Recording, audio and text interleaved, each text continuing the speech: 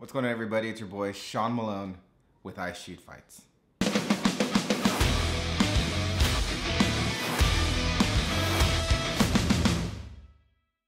What's up, everybody? It's your boy Sean Malone here with I Shoot Fights, your home for all things fight photography related.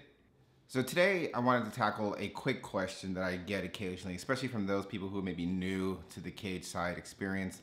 And it's, can I shoot video? Should I shoot video?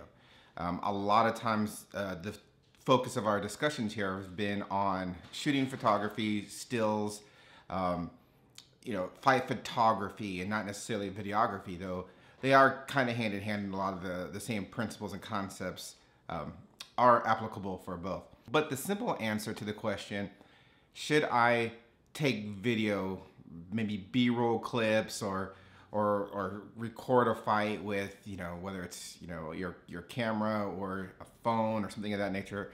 The short answer is no. A lot of times the promoters have very specific verbiage in their credential agreements that prohibit you from recording video. A lot of times they've invested money in a production team to record the fights, whether it's for personal use, for streaming, for commercial use. And the concern is very real that if you have a bunch of photographers cage side and they're taking video of the complete fights or large portions of the fight, then they could in turn sell that or commercialize that based off of the production that the promoter put forth, right? So you don't want to undercut the promoter in that aspect. I would say that big MMA promotions like the UFC and Bellator explicitly prohibit credential photographers from taking video clips. Not saying that they don't do it and people don't do it. Some people like to keep it for their own personal use, whatever the case may be. My thought is, if you're not allowed to do it, why would you do it? And then where are you gonna, if it's just for your personal use versus, putting it on social media, which can get you in a lot of trouble.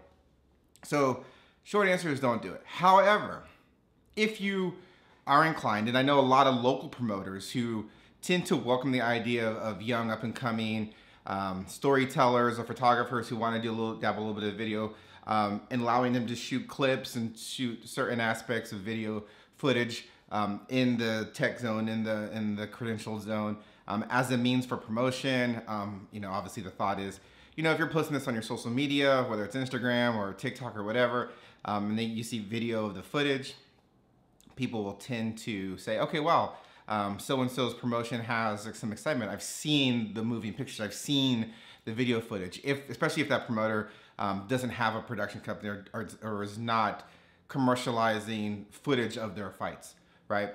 I would say that the best course of action is to clear it with the promoter ahead of time. A lot of promoters are really receptive to the idea. If you have some ideas or some thoughts, some people like to do like a behind-the-scenes documentary style shoot of the event, and a lot of local promoters will welcome that because it is good.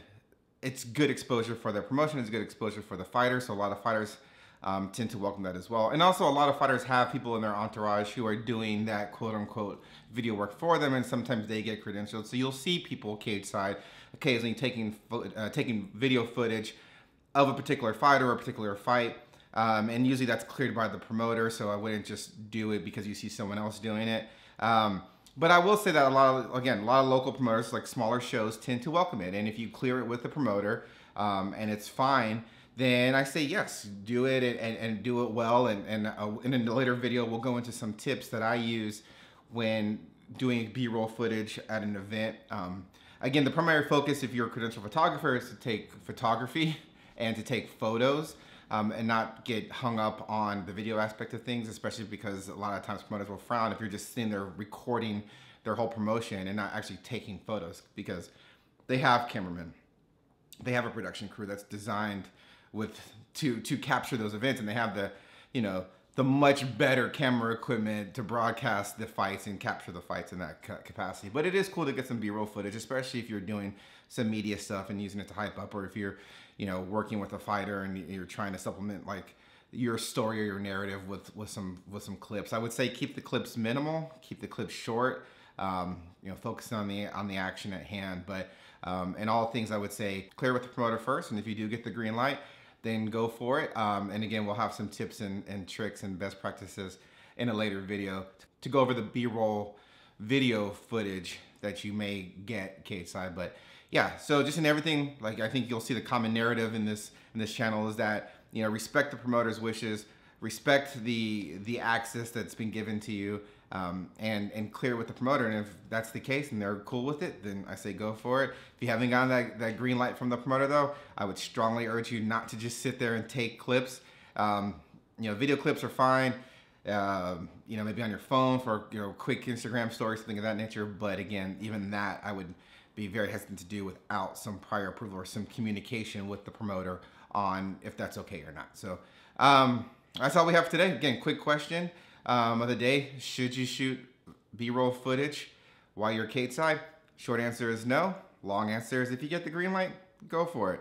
But until next time, this is Sean with I Shoot Fights, and I'll see you at the fights.